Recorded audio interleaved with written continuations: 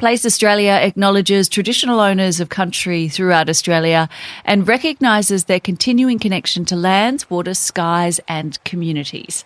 We pay our deepest respects to elders past and present and extend that respect to all Aboriginal and Torres Strait Islander peoples. I don't like to brag, but I'm probably the ideas person. I wake up 3 o'clock in the morning and I start typing to the group. And they say, here she is, you can't sleep again. If you live in regional or rural Australia, there's probably someone like Maureen in your community. Hi, I'm Maureen Hallett and I'm the president of Millgrove Resident Action Group. I've been there since 2005 and I'm very proud to do so. And sometimes I get very emotional talking about our township. Maureen's been here in Millgrove for 59 years. She's one of those people who knows everyone and she wants the best for the place she lives. On the left is the amazing, beautiful Yarra River, which runs through our town. And it's a great meeting spot for many. Millgrove is about an hour and a half east of Melbourne in the Yarra Ranges. Now it's a town of almost 2,000 people. Maureen has seen it expand from a town of just a few hundred.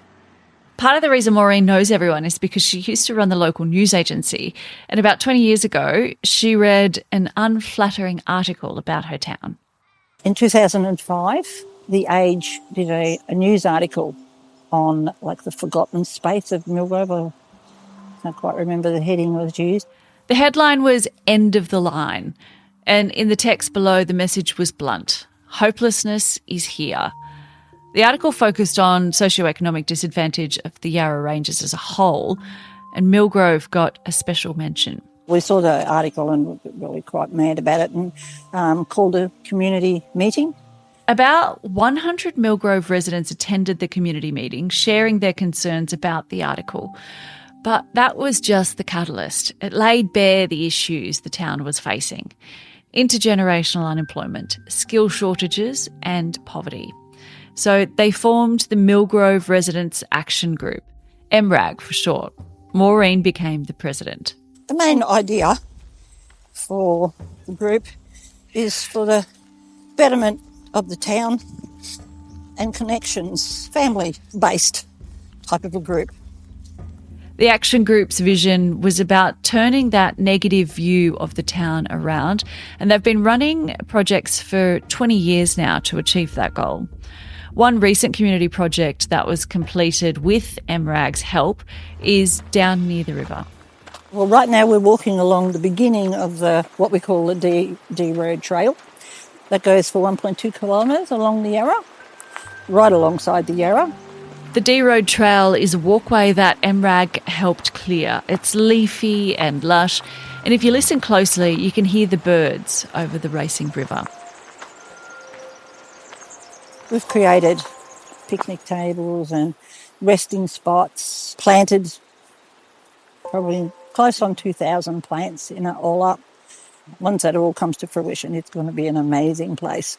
It's really a special place for Millgrove. I believe it's helped the mental health of Millgrove tremendously. If you ask them to describe what they were doing when they started, Maureen and the Millgrove Residents Action Group would likely say they're just doing what they think is best for their town. Now there's a phrase and a framework for their approach: shared decision-making.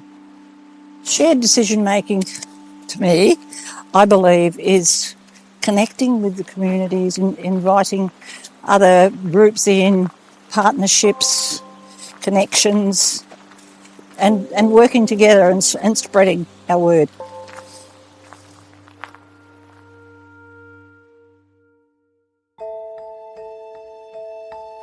I'm Brooke Boney, proud Gamilaroi woman and journalist with a background in public policy.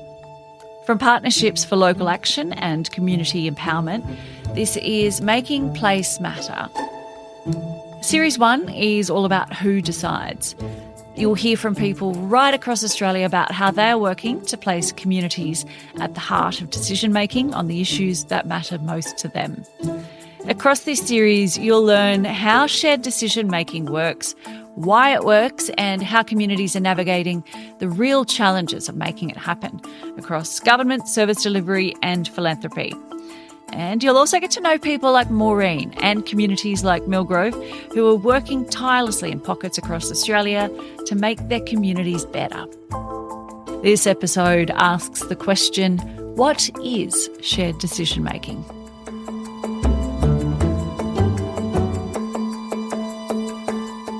So let's start off with an easy question for you. Or maybe it's difficult. I don't know. Luke, how do you think about what shared decision making is? So I think it's really a fundamentally different way of working, where a group of people come together, they sit around a table as equals, they share their views and perspectives, and they work together towards solving a problem. Luke Craven is the Chief Executive Officer at Place. It's a national organisation which works with communities on place-based initiatives. Place-based work gives agency to a community instead of imposing a cookie-cutter approach. Shared decision-making focuses on the process. How do you define what the problem is, and how do you work with the community over the long term to develop a solution? Like Millgrove, this sort of work is happening in communities across the country in an informal kind of way. So I think the shared decision-making happens everywhere, to different degrees and in different shapes and sizes, but most of the examples are still relatively informal. And so what I mean by informal is that they're built on trusted relationships between people that have worked together or lived together or known each other for a really long time. So more common than we think, perhaps, and that example of the Millgrove Residents Action Group is a great one. Aside from the article in the 2000s, Millgrove isn't a town that you read about in the headlines anymore. In other parts of Australia, though, entrenched disadvantage still makes the news, often through crime statistics, unemployment figures, or stories about poverty. Luke believes shared decision-making has the potential to tackle those issues at their source. Government, philanthropy, community organisations, the service sector, all of them have a different perspective on a problem or a challenge, whether it's domestic and family violence or child protection or long-term entrenched unemployment. And we need to bring those different perspectives together to understand what's happening, to kind of zoom out and see the bigger picture, but also to unlock different kinds of solutions. And doing that in a way that's not hierarchical. It really is what it says on the tin, which is how can we come together to make decisions together? But ultimately, at the end of that process, rather than an individual making the decision, it's kind of a consensus process of people working through what's going to work for everyone. Luke has seen the green shoots of this work operating in dozens of communities.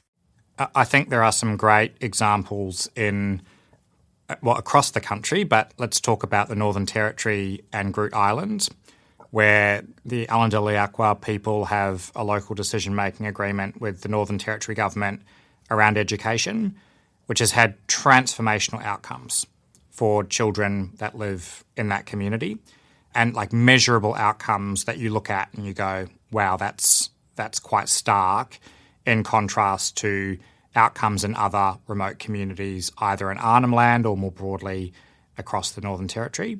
Part of Luke's job at Place Australia is to support the hundreds of communities across the country engaging in this way of working. We know that it really matters to people that they have agency and self-determination over their own lives, that they're able to exercise choice, that their voices are heard in the context of decisions that are going to affect them.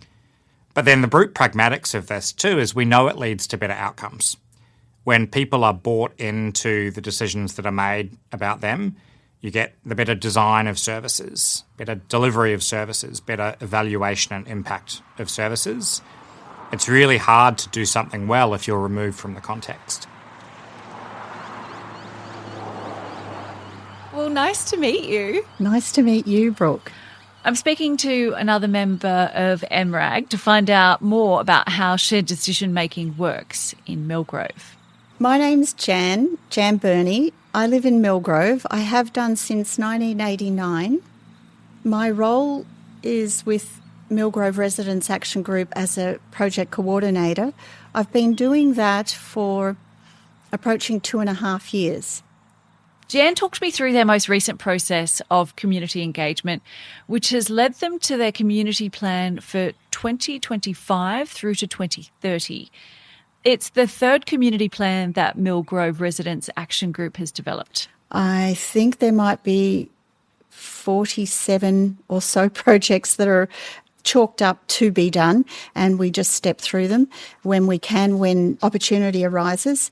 I want to hear the actual process of getting to a community plan, like sort of step me through how it works and how you got there. Well, we engaged a facilitator. We got a small grant, and we're really pleased to have local facilitators who are quite experienced in running community consultations. There's exercises, as in activities, I should say.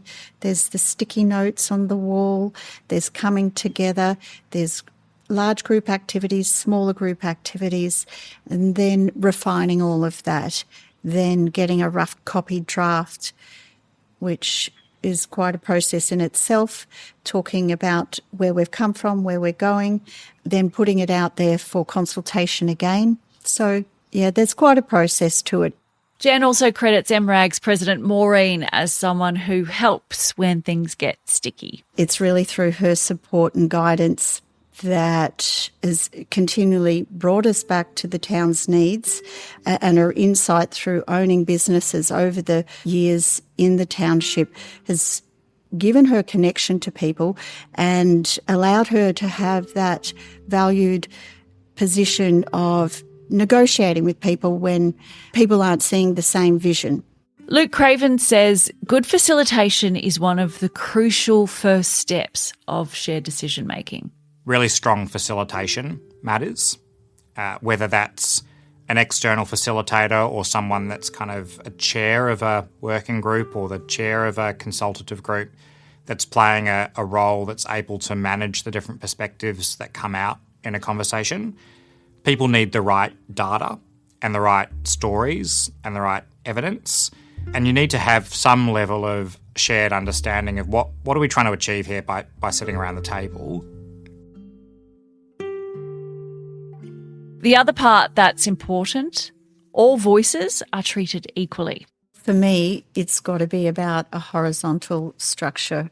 Why is that horizontal structure important? Well, it shows you're valued. If your opinion's listened to, it may not be followed through, but if you're listened to and heard, and there is the acknowledgement of what you're saying, that's the key step. I think we're all hopefully mature enough and humble enough to say, well, okay, I had this idea, I thought it was absolutely fantastic, but it's not going to fly this time. Agency is so important in shared decision making, and you have to leave your ego at the door when you sit around the table. Luke acknowledges it's a practice that's been around for a very long time. He says it's best described by Uncle Phil Sullivan from Maranuka, a very successful model of First Nations self-governance in Bourke, New South Wales. One of the leaders of that initiative, Uncle Phil Sullivan, once told me the story of the idea of like meeting in the riverbed. And, in the context of different clan groups in Bourke who would occupy different space, but they would meet in the riverbed to talk about disputes or differences of opinions, things that mattered to them both, but which they might have had a different perspective on. And he said to me, it's really important to understand that when you come into the riverbed, you are in a different space and you need to be a different person. And it's not what you're bringing with you from your place, it's how are you thinking about the whole that you're trying to build and protect. And that really resonated with me, and Phil's a powerful storyteller, and I've not done that near enough justice. But the idea of that when you enter the shared decision-making space, you need to leave some of yourself behind, and you need to be willing to work with others to solve a problem that you can only solve together, I think has a really deep resonance for me.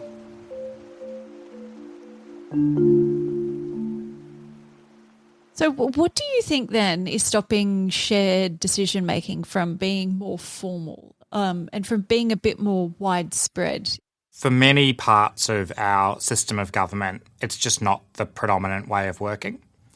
Lots of things that government need to do are much more about delivery and providing support and services to people where it's very clear what's needed, and we can do that in a universal way, like Medicare or like public education, where we can do that across the board. Shared decision-making doesn't replace those ways of working. It's about saying where is there kind of entrenched challenges and where are communities not seeing better results from those universal services, and how can we work differently in those places. So I think there's some boldness and bravery required from people that already hold formal decision-making power in the context of the things that we're talking about. Back in Millgrove, they also have experienced some difficulty getting government on board to support some of their projects. I would say that some government bodies respond with scepticism about perhaps us being unrealistic or about our ambitions and our visions for the town. They present us with quite a lot of arduous regulations that need to be adhered to, and it can be quite bewildering. But they have been successful getting local and state government to contribute to their vision of a welcoming and safe town. Jan says their third community plan was presented to the local council with suggested projects including upgrading Millgrove's Memorial Park, and council were quick to contribute. We recently presented our most current community plan to local council, and we had all the councillors there, but we had high-level personnel in council there as well. So the chief engineer was incredibly impressed with our plan. If I do say so myself, it was a really quality plan, and he and his assistant have approached us after the meeting.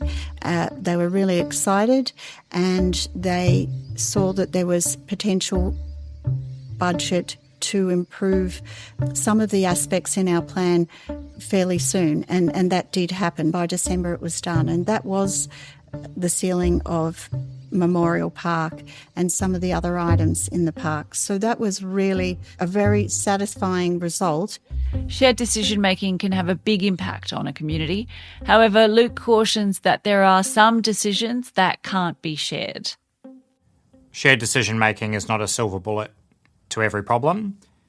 And so I think when things aren't a shared decision in the context of one of these challenges, it's about being really clear why or why not, and being honest about that, and setting the expectations at the right level so everyone's on the same page about what they can do together and where it's a responsibility of a particular organisation or a particular person or a particular place. I think honesty goes a long way in these contexts, and honesty helps people set their expectations at the right level. Can I ask you, for people who are, maybe a bit cynical or maybe, unfamiliar with the process, do you think that shared decision making can slow things down? It means that things are a little bit less dynamic. What would you say to someone who says that? Yeah, it's a great challenge. So you often hear in this work that things have to move at the pace of trust. I think there's truth to that, and that probably in lots of contexts slows things down or feels like it slows things down. I think there's a second question, though, which is how can we speed up trust? So I think we need to be asking ourselves that question. The absence of trust isn't an excuse not to be collaborative, not to do community engagement. We should be striving for that. But if we know that trust needs to be part of the recipe, how do we build it? And how do we do that in ways that might be a little bit creative or might be faster than being in the trenches with someone for 5 years, 10 years in a community in the context of a single challenge?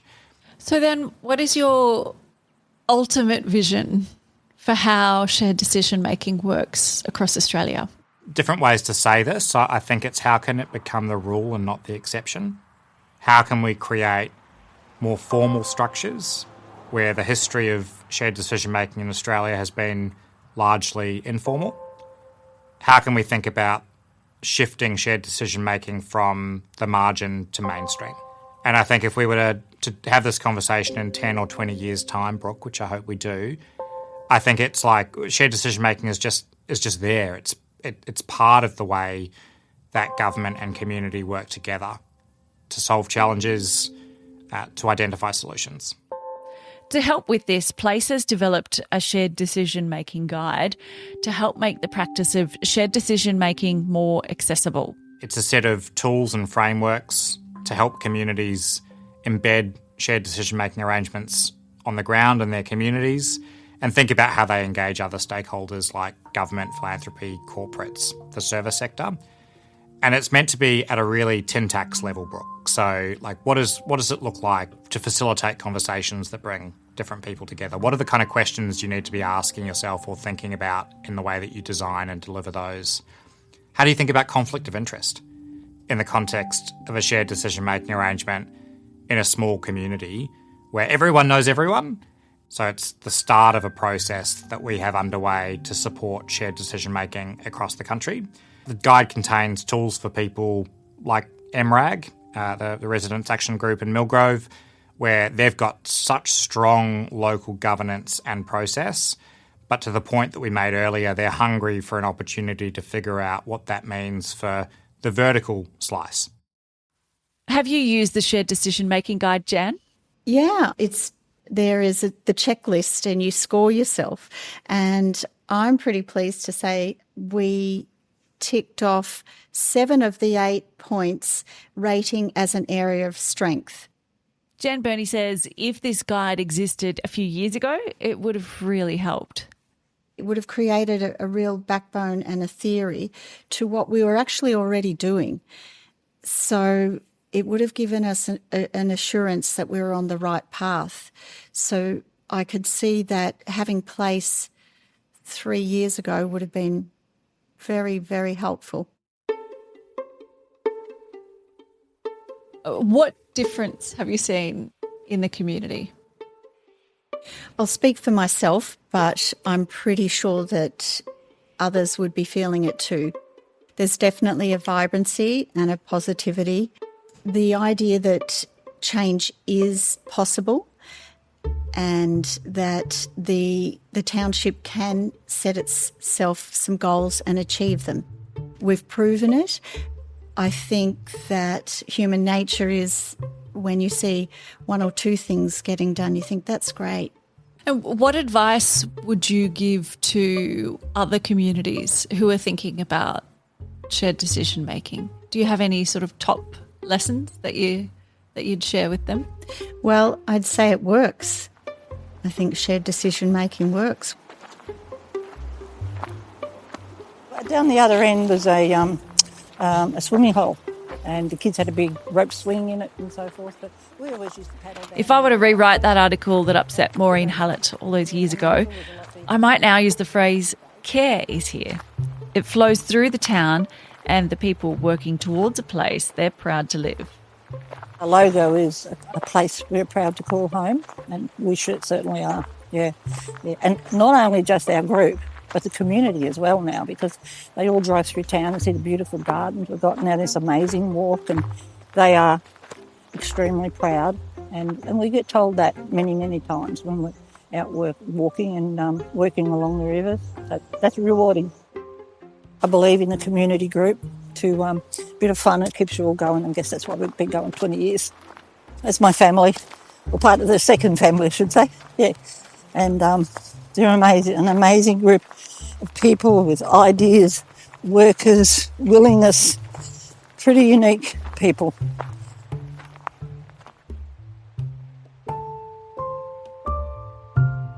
Jan, it's really inspiring. I don't mean to sound trite or, too sweet, but it's just so lovely to hear. Hearing you talk about it, it makes me want to do something like that in Muswellbrook. Yeah, well, just get Maureen to come along and you'll be fine. Yeah, I'll steal Maureen from you guys. Yeah, look, we're on a high at the moment, I've got to say. Things are going pretty well.